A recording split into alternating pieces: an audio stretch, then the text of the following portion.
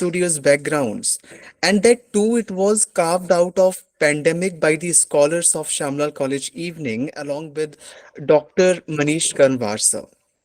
Not just ideas, it's also the perfect assimilation of different stratas of academic people, whether undergraduates, postgraduates, research scholars, and faculty members as well, where we all come together at 5 each Sunday and get benefited from well informed talks.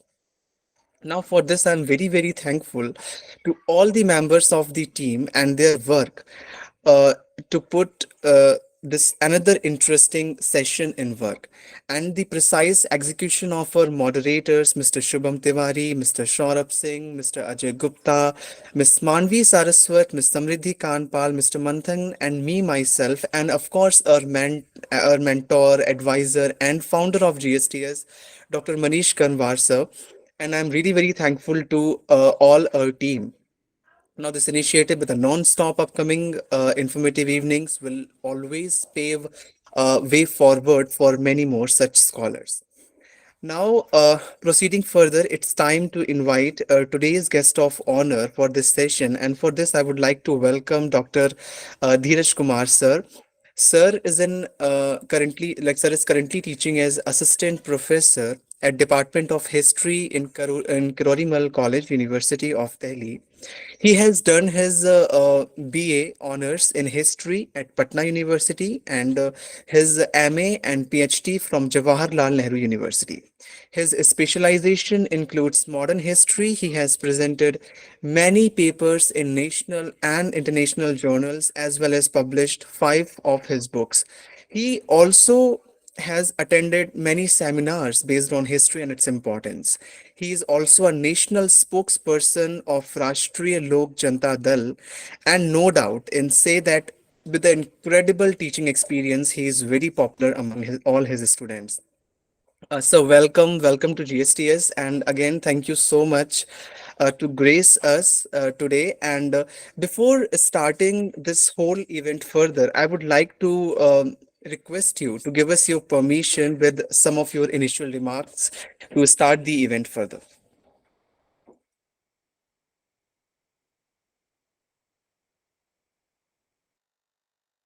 Doctor doctor साहब kindly unmute yourself you are muted आप अपने को हाँ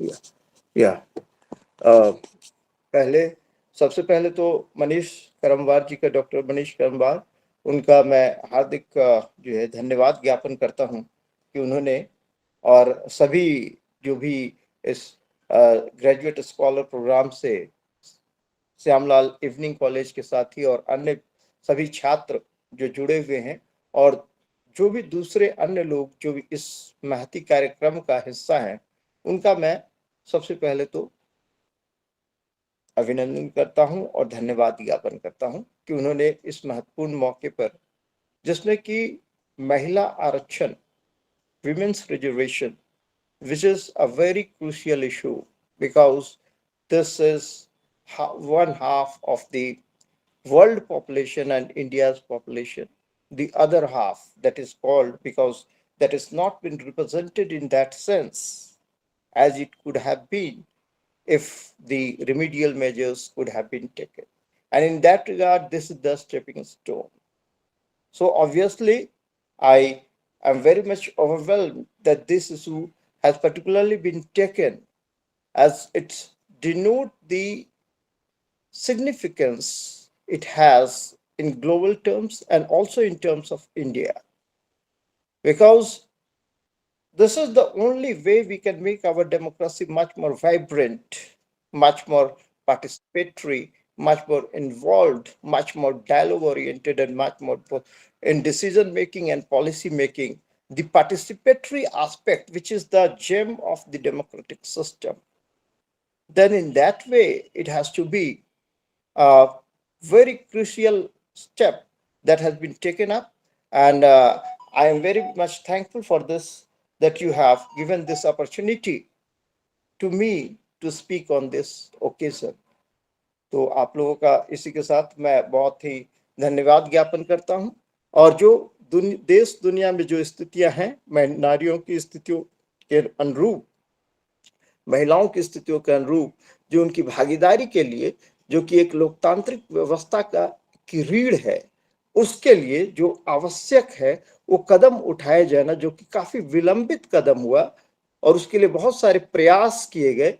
भारतीय लोकतांत्रिक प्रक्रिया को और भी ज्यादा मजबूत बनाने के लिए, उसको पूरी तरीके से सशक्त बनाने के लिए, उसकी आधी आबादी को आवाज देने के लिए और उसको भागीदारी देने के लिए, उसको निर्णयन में हिस्सेदारी देने के लिए, और उसके साथ साथ उनके लीडरशिप, नेतृत्व क्षमता, जिससे हम देखते हैं कि एक परिवार की रीढ़ महिला होती है।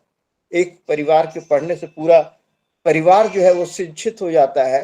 तो उस तरीके से हम देखते हैं कि किस तरह से उनकी जो हमारे जीवन में हमारी जो दात्री हैं, उनकी भूमिका कितनी महत्वपूर्ण है, और किस तरीके से ये कदम एक बहुत ही सराहनीय कदम है।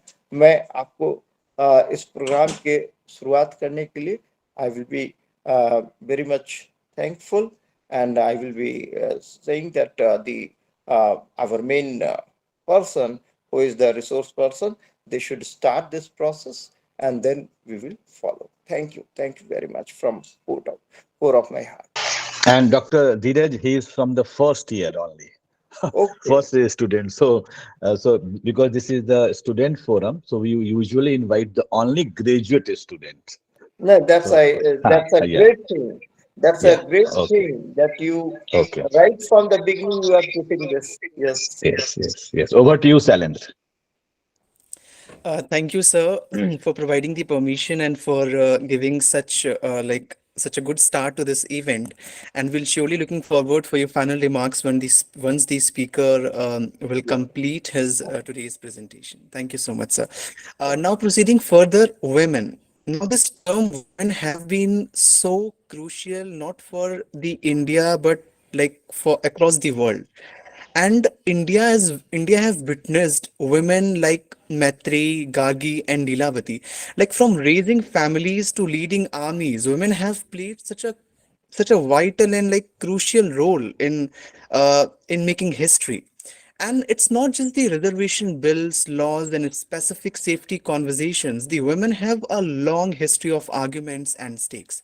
And today's talk will revolve around those various aspects of development, reservation, with women being on high point. And for this, now without any further ado, let me invite today's speaker, Mr. Shubham Jha. He is a first year graduate scholar. And so, Mr. Shubham, you could go ahead with your talk. All the very best. Okay. Am I audible? Yeah. Yes, yes, you are audible.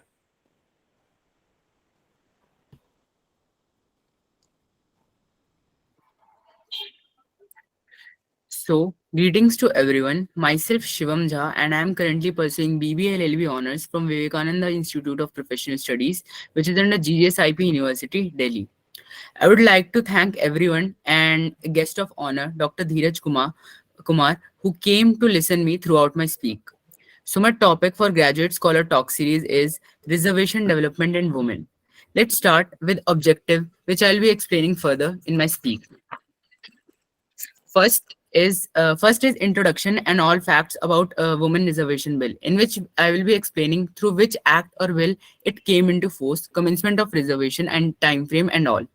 Next is history and historical concerns of women reservation bill, in which I will be explaining that why this bill took over 30 years to get passed and what was the thinking of the people at that time about women reservation. Next, I will be discussing the need of women reservation bill, especially in a country like India. Next, I'll be mentioning some states of India and their status regarding reservation of women, along with global examples.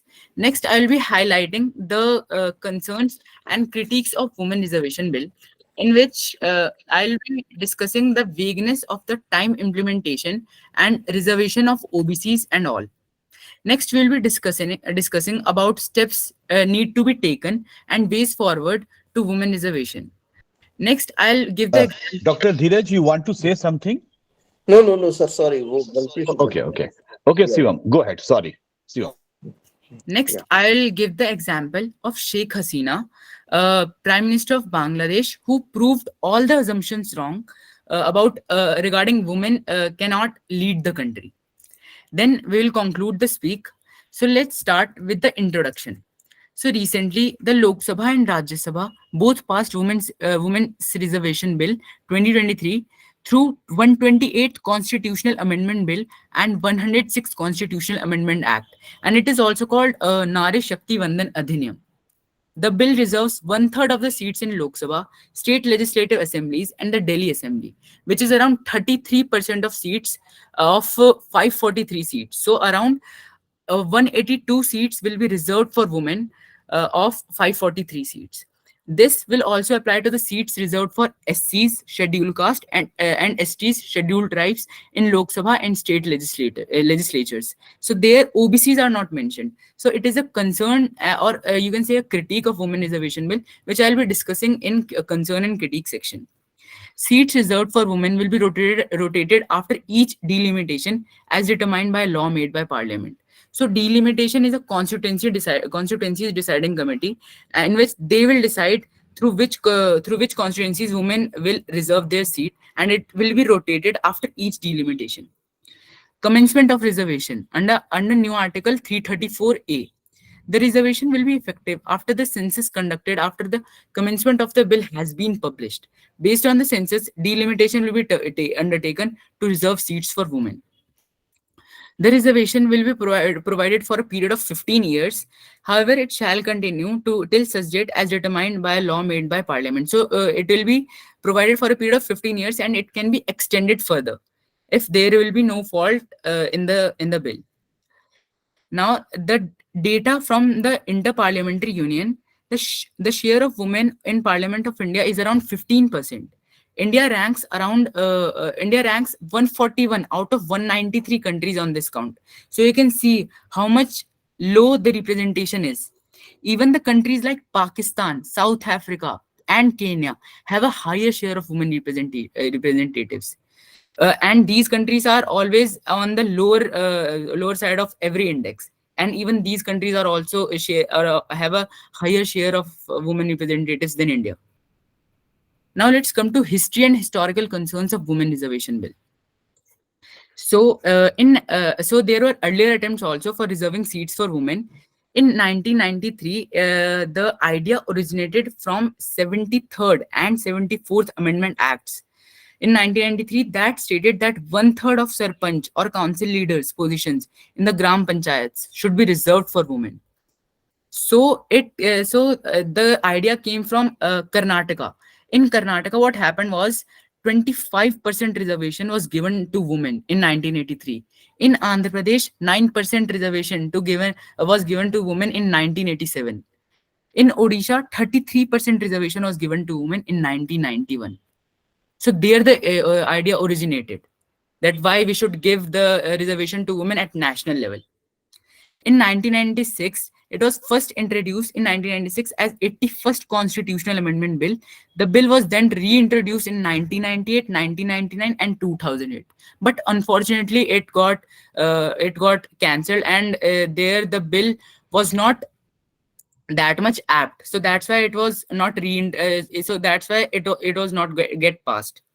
In 2010, it was referred to a standing committee. In 2008 and in 2010, it was passed in the Rajya Sabha and transmitted finally to the Lok Sabha. However, the bill lapsed with 15th Lok Sabha. And now it was not introduced since then, and last introduced in September 2023, as you all know, through which it got passed by both Lok Sabha and Rajya Sabha. Now let's come to why not included by members of the Constituent Assembly. So there was a fear of limiting representation. The women members in the Constituent Assembly did not pursue reservation on the grounds that it would limit women's representation. So it was the thinking of the women that if we have the potential to go to go beyond 33% reservation. So that's why there was a fear of limiting representation of women. One of the member of Constituent Assembly, Hansa Mehta, said that the women's organization to which I have the honor to belong has never asked for reserved seats, for quotas, or for separate electorates. What we have asked for is social justice, economic justice, political justice, and equality. So they do not want any reservation, they do not want any quotas, or they do not want any separate electorates.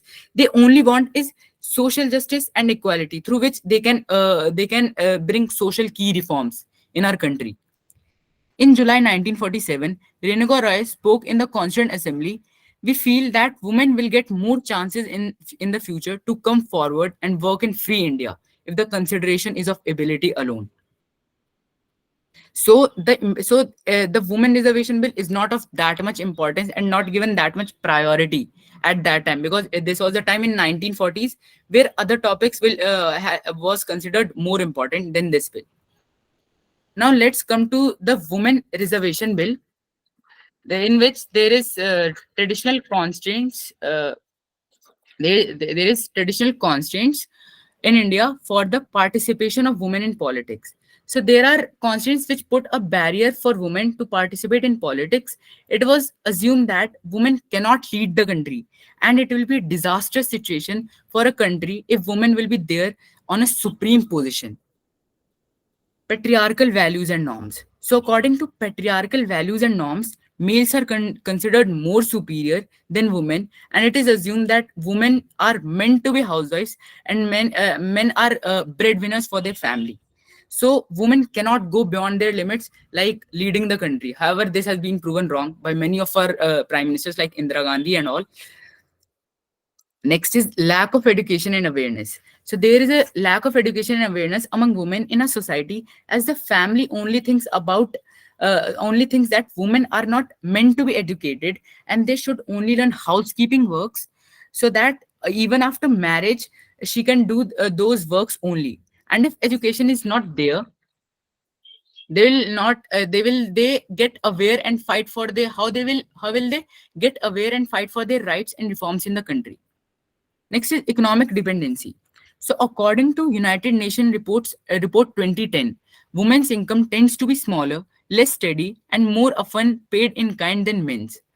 More women than men work in vulnerable employment with low or no cash returns, and women spend more of their time on unpaid domestic tasks. This gender division of labor increases women's economic dependency on men. So here the need of the bill arises, so that dependency of the woman would decrease through the reforms which will be needed through women reservation bill.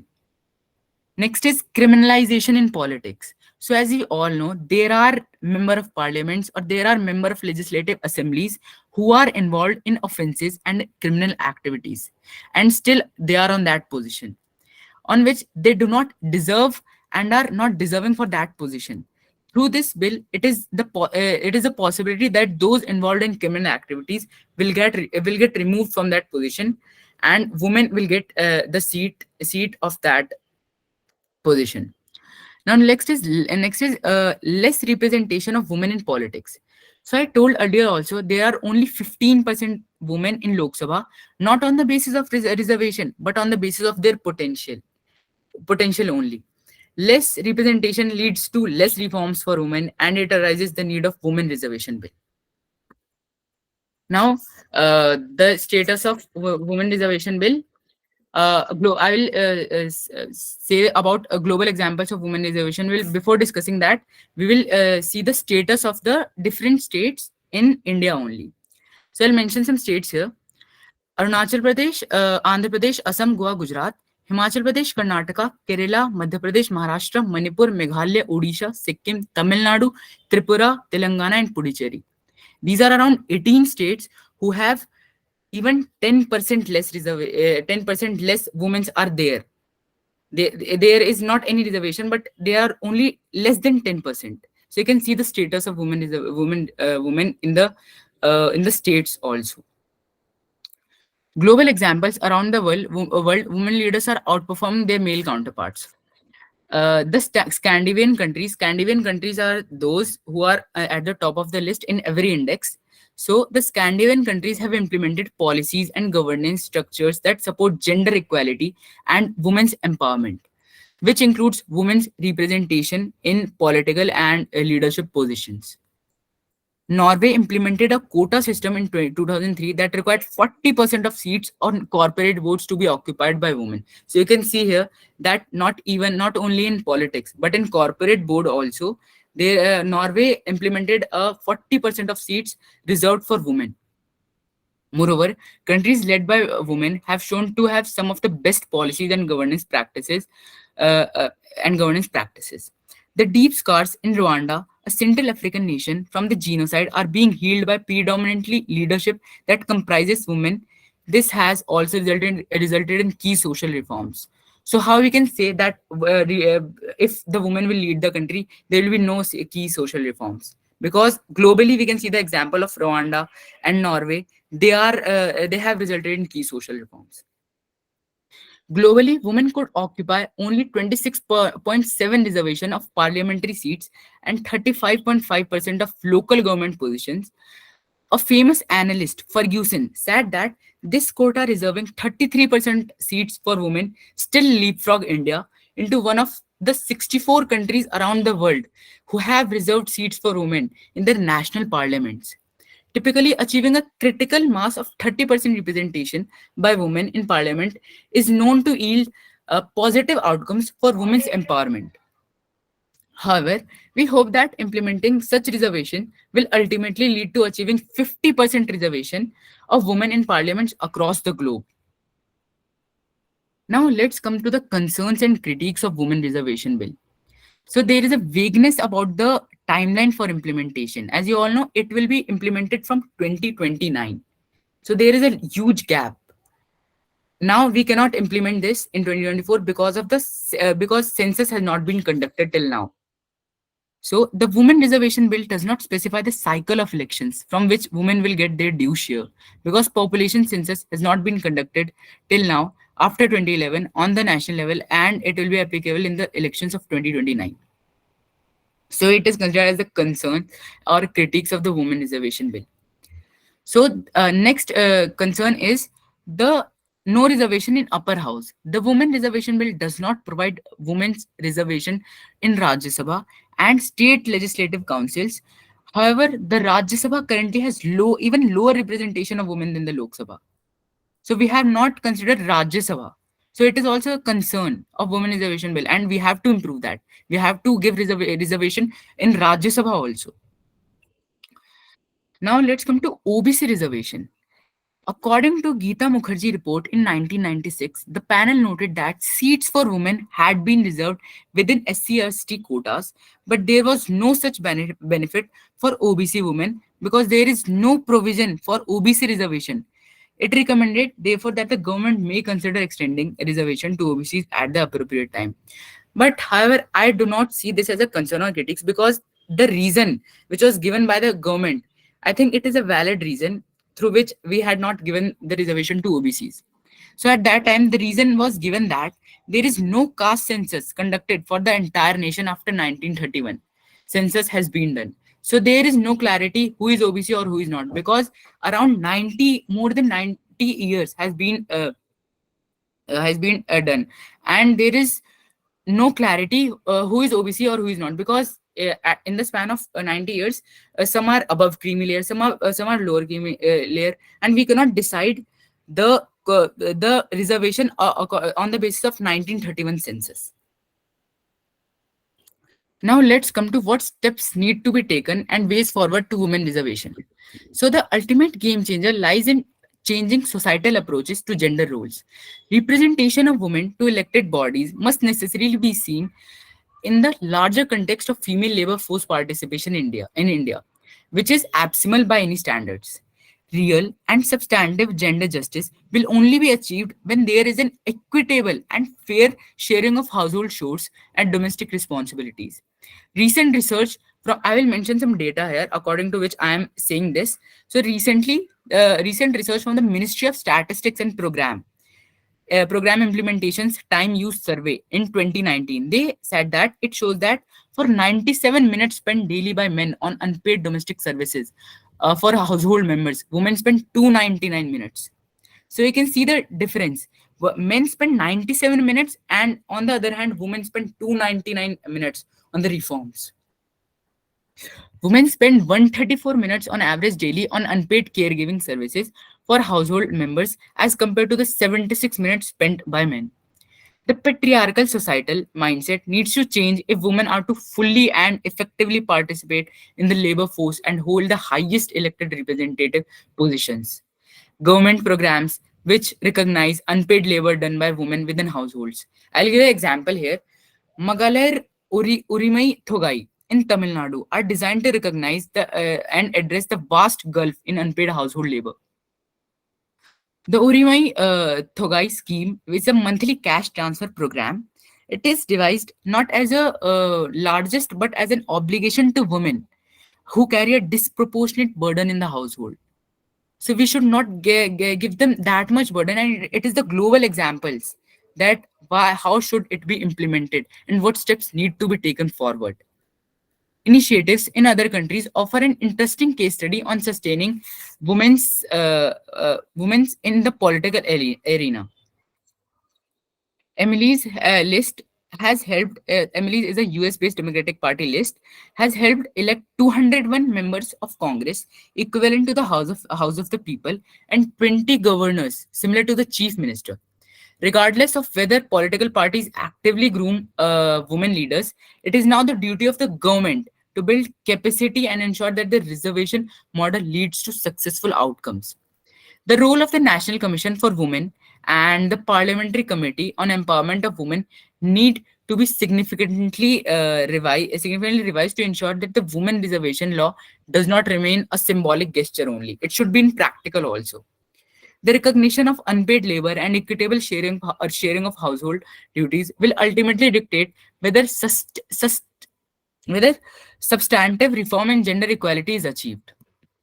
Now, I will give the example of Sheikh Hasina because I think it is the apt time. I'm discussing about women reservation bill, so we should discuss that how they resulted in key social reforms. So Sheikh Hasina, the most dynamic and versatile political leader and policymaker from Bangladesh, has set a series of long-term goals for the country to ensure more prosperity alongside some short-term strategies like the five-year plans also.